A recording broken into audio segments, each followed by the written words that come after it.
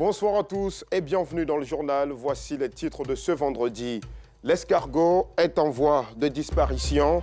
Cette espèce permet pourtant de détecter pas mal de substances d'origine médicamenteuse. L'escargot est aussi un excellent baromètre de bonne santé ou non de la forêt. Reportage à suivre.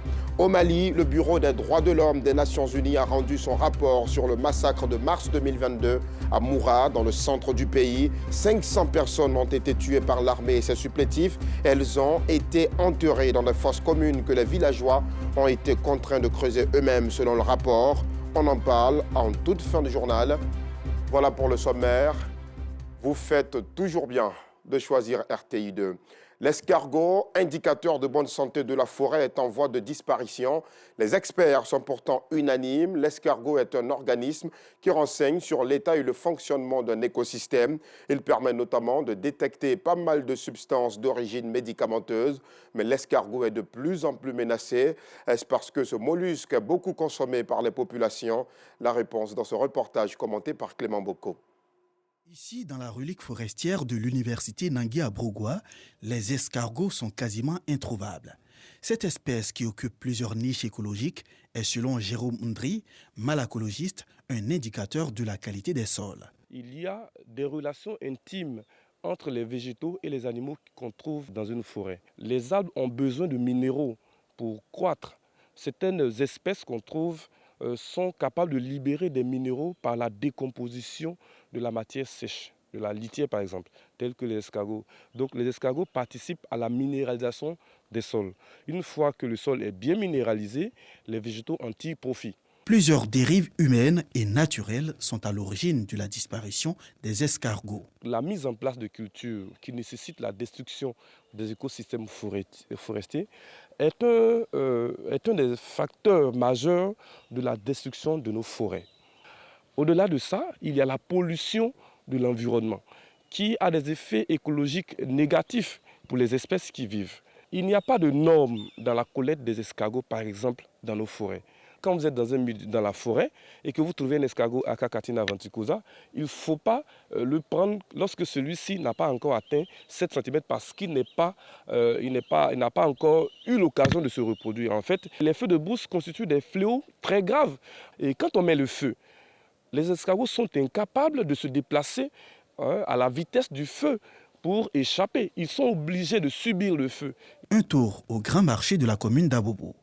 Le constat est clair, les escargots vendus ici coûtent cher. La raison, ce n'est pas la saison des escargots. Actuellement, il ne pleut pas, donc on gagne le filet à 60 000. Ça ne nous arrange pas. Les clients trouvent que c'est devenu cher parce que les gens ne se voient pas en train de payer ça à 500. Que c'est petit. On est obligé de vendre ça comme ça. Vendre 1000 francs, 2000, 5000 pour pouvoir t'en sortir. Généralement, quand nous partons au champ comme ça, quand il ne pleut pas, on ne peut pas avoir, on ne peut pas ramasser. Quand il y a le soleil, les escargots ne peuvent pas sortir. Or, quand il pleut, selon on peut gagner. Maintenant, on ne trouve pas escargot, c'est devenu cher, ça cause ça. Maintenant, on ne trouve pas. Ça cause si on place l'état là, les gens pensent qu'ils voient que c'est petit. Un sac là, c'est 50 000. Les escargots sont menacés dans leur environnement de croissance. La rareté des escargots s'explique aussi par des phénomènes naturels tels que l'absence de pluie, mais aussi par des actions néfastes de l'homme sur la forêt. Exemple, la déforestation, les feux de brousse, l'utilisation des pesticides, pour ne citer que ceux-là. Pour prévenir la disparition de cette espèce, un éveil de conscience s'avère nécessaire. De la biodiversité à la santé, il n'y a qu'un pas. Et on n'en parle pas assez. Mais les infirmières jouent un rôle important dans le maintien de notre santé. Un métier dangereux et passionnant qui les expose à toutes sortes de maladies. Les infirmières étaient au cœur de la récente crise sanitaire mondiale due au coronavirus. Le monde entier marque un arrêt ce 12 mai pour leur rendre un hommage supplémentaire. La journée internationale des infirmières et infirmiers est célébrée depuis le 12 mai 1965. Aïcha Sanogo, Maïssa Kogei. Abobo Avocatier, c'est ici, dans ce centre de santé, que Christelle accompagne sa fille malade ce matin. Après avoir pris son carnet à la caisse, elle se dirige vers les infirmières à l'accueil afin de recevoir les premiers soins.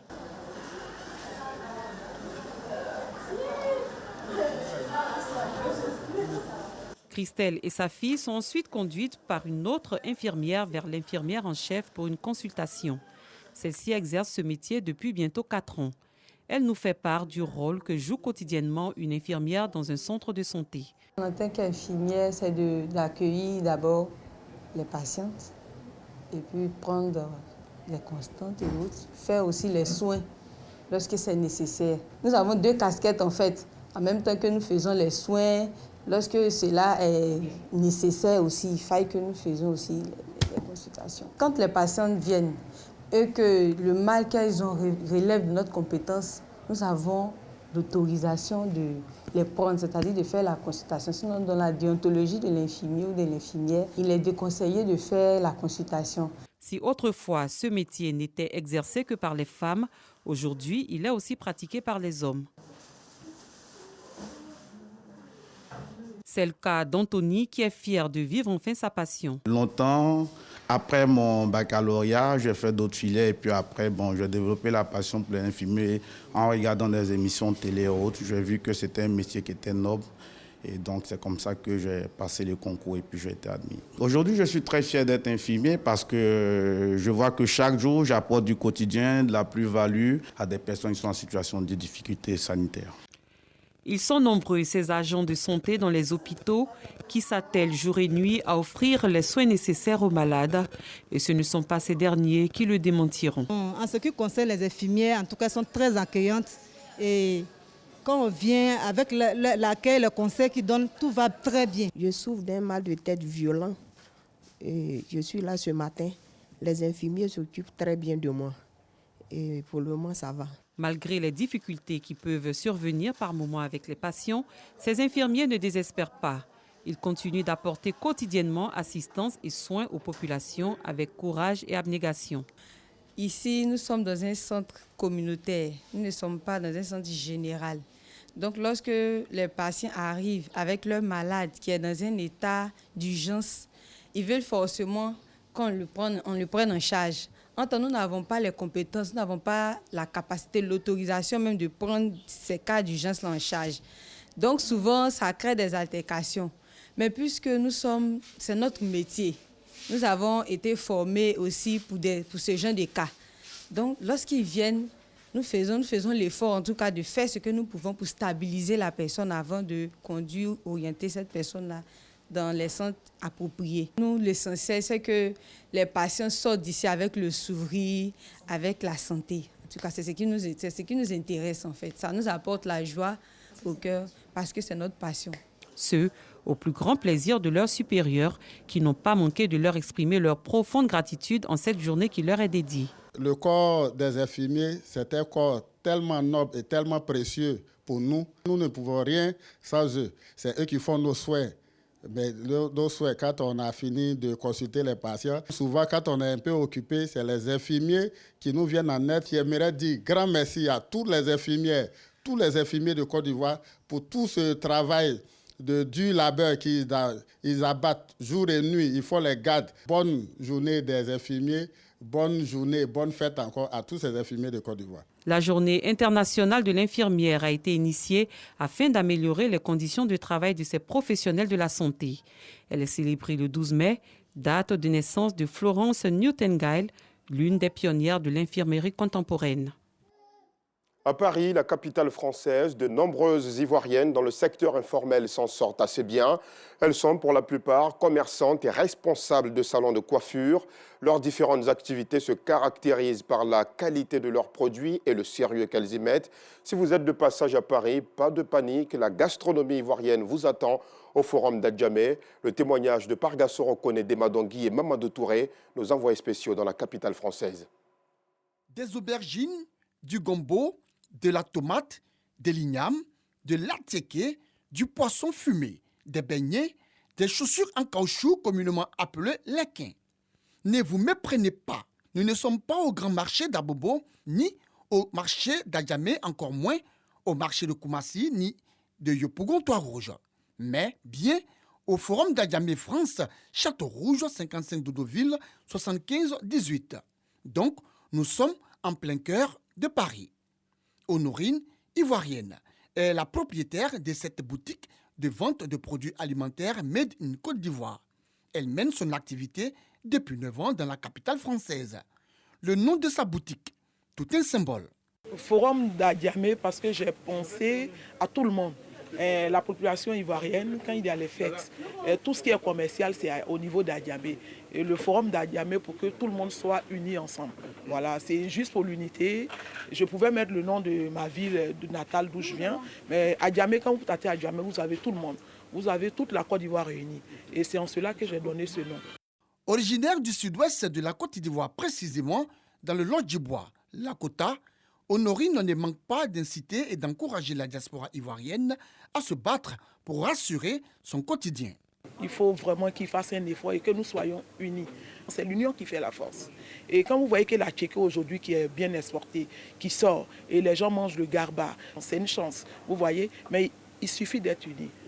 Les propos d'Honorine, soutenus par Rachel Gogoua, commerçante et gérante de la boutique Le Marché de Côte d'Ivoire à Paris. Ceux qui passent sur l'eau pour venir là, en tout cas, il ne faut pas qu'ils vont faire ça encore. Oui, parce qu'en France ici, là, tant que tu n'as pas quelqu'un pour te loger, mais une seule personne pour te loger, il ne faut pas venir. Il faut avoir 4 personnes, 3 personnes. Mais si tu comptes sur une seule personne pour venir en France, en tout cas, tu vas rester dans la rue et tu vas mourir dans le froid. Dans la boutique de Rachel, on y trouve également des produits vivriers. Voici les poissons fumés, voici les choses à graines, pour faire la sauce graine. Il y a banane, les bananes, ça c'est banane de Côte d'Ivoire. Banane plantain? Oui, banane plantain. Quand tu es ici, tu as envie de manger tout ce qui vient de l'Afrique. En tout cas, tu as envie, mais quand tu viens, que tu vois les choses, c'est comme si tu es en Afrique. Ces produits vivriers venus de la Côte d'Ivoire, très prisés par les Ivoiriens de la diaspora. Ma femme a des envies, donc voilà, par rapport à quelque chose. Donc c'est pour ça que je suis passé rapidement au marché de Côte d'Ivoire là pour récupérer quelques aliments pour elle, pour qu'elle puisse faire de la bonne sauce graine pour moi à la maison. Toujours au Château Rouge de Paris, non loin des boutiques de vente d'aliments d'Honorine et de Rachel, des salons de coiffure tenus par des Ivoiriennes. Toutes sont heureuses de la présence de la RTI à leur côté.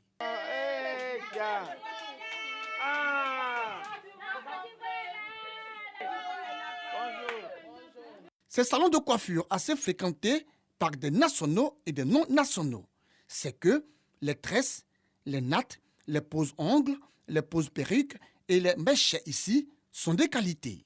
Au Château Rouge, tout comme au Château d'Eau, 36 boulevard Strasbourg, Saint-Denis, de nombreux Ivoiriens de la diaspora mènent des activités génératrices de revenus. Ceci en vue de se prendre en charge et promouvoir les produits vivriers, mais aussi promouvoir le savoir-faire en matière de coiffure made in Côte d'Ivoire. Que l'on soit à Paris ou à Abidjan, les effets du changement climatique sont énormes. Et justement, pour réduire les effets du changement climatique, l'ONG Action pour Ville Durable propose que les villes ivoiriennes deviennent économiquement viables, socialement vivables et respectueuses de l'environnement. Le concept s'appelle Ville Durable et a été lancé à l'Institut universitaire d'Abidjan dans la commune de Cocody, comme nous le montre Anissette Konan-Blessing. Après avoir connu un franc succès l'an dernier, la caravane de promotion des villes durables et du développement personnel entame sa 2e édition. Au programme, atelier de réflexion et exposé sur les objectifs de développement durable, ODD. De quoi permettre aux participants de prendre conscience des enjeux de la ville durable. Je retiens à travers cette conférence qu'il faut vraiment prendre soin de notre environnement afin de pouvoir améliorer nos qualités de vie. Cette conférence a été très enrichissante.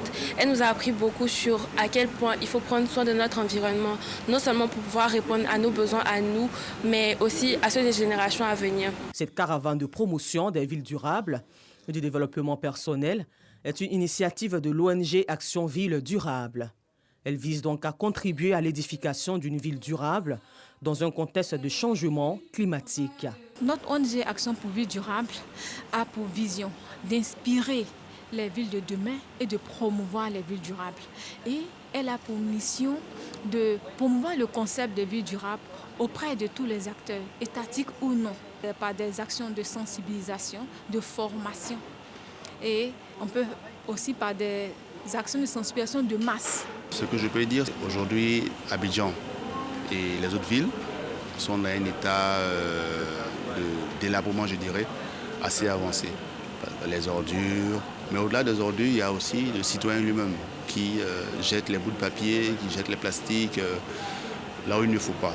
Il y a des poubelles, même s'il n'y en a pas assez. Il faudrait que chacun puisse s'éduquer et éduquer ses enfants à ne pas transformer la rue en poubelle. C'est là que ça commence. Après la ville d'Abidjan, la caravane de promotion des villes durables et du développement personnel sillonnera plusieurs autres localités du pays.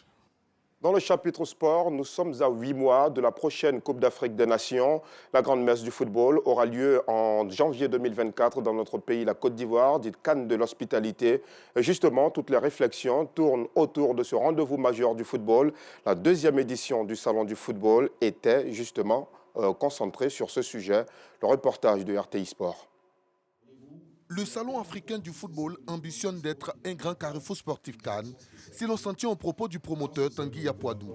Né du constat de l'inexistence d'une plateforme continentale de rencontres et d'échanges entre professionnels du foot, le SAF veut réunir tous les acteurs du football africain autour du développement de la discipline. L'innovation donc de ce Salon africain du football en cette deuxième édition, c'est que nous allons organiser donc des panels par catégorie.